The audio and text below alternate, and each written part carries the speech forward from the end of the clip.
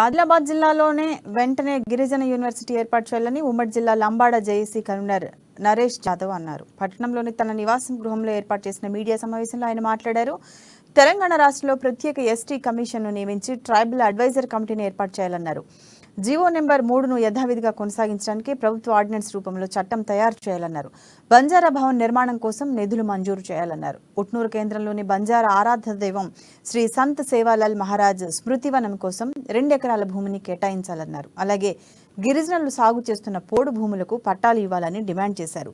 ITDA ద్వారా ఖాళీగా ఉన్న బ్యాక్లాగ్ పోస్టులను వెంటనే భర్తీ చేయాలని పేర్కొన్నారు.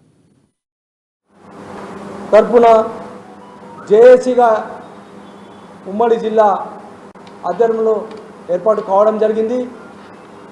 మరి ముఖ్యంగా మనం కోరుకున్న తెలంగాణ